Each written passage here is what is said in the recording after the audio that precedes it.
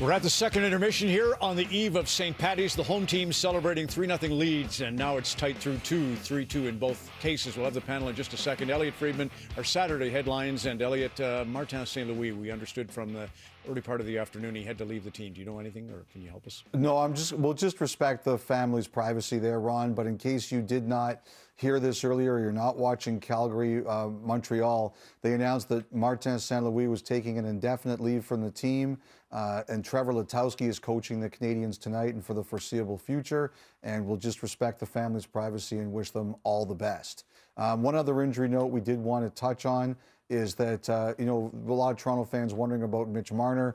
Doesn't sound like that is anything serious, and he should be ramping up his skating next week, Ron. Thanks, Elliotte, on that, and echo the sentiments for Marty. So you did some reporting on Atlanta back in the picture. How about the Arizona Coyotes situation, Elliotte? Okay, well, Ron, spent a lot of time looking into this week, and we've reached a fork in the road for the Arizona Coyotes. Now, the first one, which is the one I think that the NHL prefers and the ownership there prefers, is that they win the auction that we now know is going to happen, and they buy the land and eventually build the arena, and the Arizona Coyotes stay in Arizona. And I've been told multiple times this week, do not underestimate Arizona ownership's willingness to do this and to prove that it can do this. However, there is also an admission that the status quo cannot continue.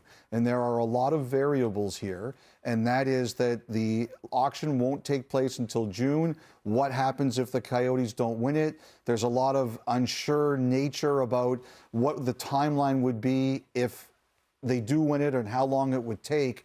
So as a result of that, especially if the Coyotes don't win the auction, relocation will be on the table. And so there are parallel conversations going on right now.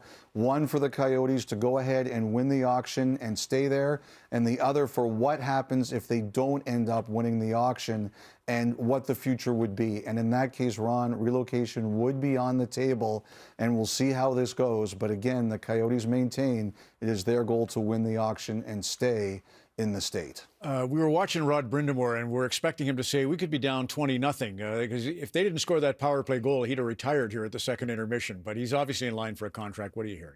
Well, we asked him this morning, just said, where do things stand? And he was pretty tight-lipped. He just said he's optimistic. But one of the things I was reminded in looking into this is the last time around, he said he wanted his assistant coaches to be taken care of. And even though he would not talk about that today, I understand that remains one of the issues. He wants his assistant coaches to be taken care of, and that's what he's waiting for before he signs on the dotted line, Ron. Elliotte Friedman, the Saturday headlines. So Kevin Wench pick up on the power play woes for Carolina, and then they did bail out at the end.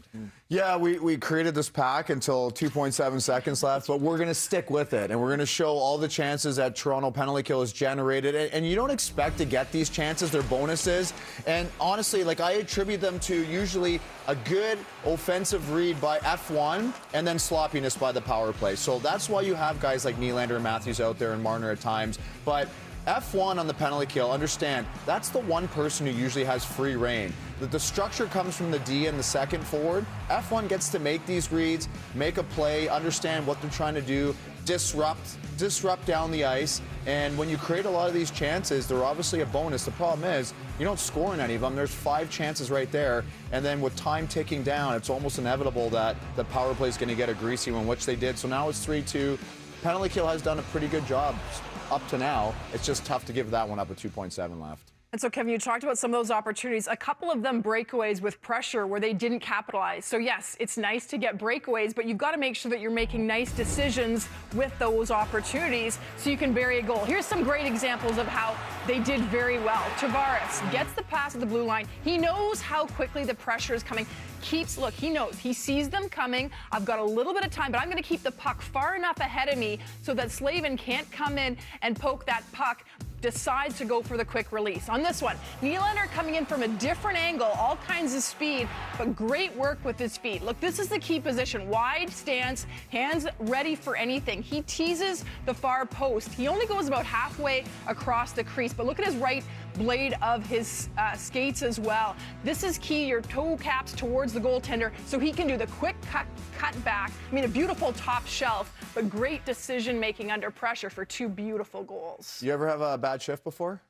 Probably not as many as You you. ever have a bad period? Never. You ever have a bad shift? Oh, yes. So the ability to recover from a bad shift, it's inevitable. The longer you play, you will have bad shifts. So Lyubushkin has a really bad shift. His job as a defensive defenseman is defend, protect the puck. He's going to throw 2 pizzas up the middle here in one shift. And he doesn't get burned. Samsonov makes the great save later on in that shift. Now he's sinking high percentage. He just threw one away. Another turnover almost in the back of the net. So how do you recover? You go to the bench, you take a deep breath. This is his next shift. The poise on the blue line. He gets his puck head up, looking for a shot tip. Great recovery shift for Lyubushkin at the end of the period after 2 turnovers. The ability to recover, it's all mental. It is. You know, Connor Brown, we'll do it in the late games, but his rally the other night to score his first goal was sensational. How about over at Calgary? Okay, so Ryan Huska earlier this week was critical. He was asked about his young players, and he was critical of his veterans, saying they need to be better. They're in a 3-game losing streak. So last game, Blake Coleman had 2 goals. Tonight, it's Michael Backlund, the captain, that has had a really strong game. So you see, late in the first period, a double deflection. Michael Backlund gets his 14th of the season. And then just 11 seconds in, watch this great play to lift the stick of Gooley, and then the puck from Uyghur goes in front. This just 11 seconds into the second period. Michael Backlund gets his 15th of the season. So tons of leadership from the Flames veterans. Backlund's got a tough job, right? This is a team that's obviously not going to make the playoffs, and those are tough situations when you're the captain and you have to keep everyone together. And if they win down the stretch, great. It'll be a little bit easier. If they start losing, it's going to be tough to keep that team together, and that's going to be his job as the captain. But continue to play with that edge. And in some of those plays, it's the work even away from the puck when you don't have it in terms of keeping some of the energy high, right? And the morale high. The difference between the two teams, too, right? We haven't really talked about that. Like, Montreal's trajectory's going up, right? They're going into next season. They're like, we're young. We're getting better every year. Calgary, what are they going to do next year, right? They've had a little bit of a rebirth. Well, I'll ask you, because I think Rasmus Anderson, Kelly, Mackenzie Weegar, the veterans Blake Coleman, and Jacob Markstrom still seem to be bought in. Well, yeah, they have. Rasmus Anderson is really critical of himself Wednesday after that Tuesday bad loss, and he was much better Thursday. Much better. 88 is a theme tonight, by the way. Mangiapane's looking great, Nylander's looking great, and the 2 linesmen in Toronto wearing 88. All right, when we come back, the Chevrolet Good Deeds Cup. You don't want to miss that sensational victory. This team that won did close to 3,000 good deeds.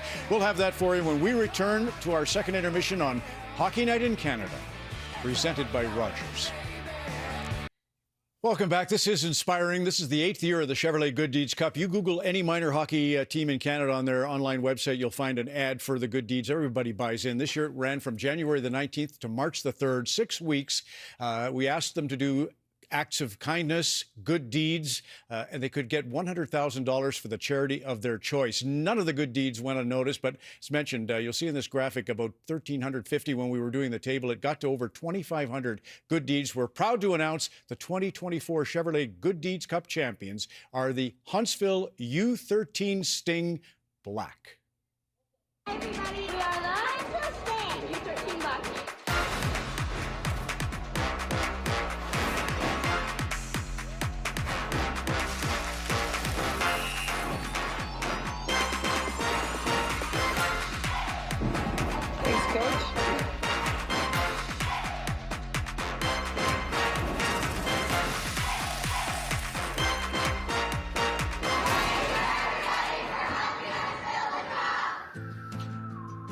Just amazing. Congrats, U13 Huntsville Sting Black from Huntsville, Ontario, about 2.5 hours north of Toronto. The manager, Sarah Roberts, the coach, Paul Goida. There are the young women who were just so inspirational. They would collect garbage. They donated clothing. They did 1,700 books were donated. And some of the young U13s, we awarded them books by Angela James and Sammy Jo Small and Cassie Campbell Pascal. Kevin Bieksa and I met the team, met the coaches today. Kevin had all kinds of great advice. Food for Kids is the charity of choice. It provides packaged food for kids 4 to 13 who have limited or no access to food each weekend. So that's what they have chosen to do with $100,000. Congrats once again to our 2024 Chevrolet Good Deeds Cup champions from Huntsville. The third period, the game you're enjoying, is next.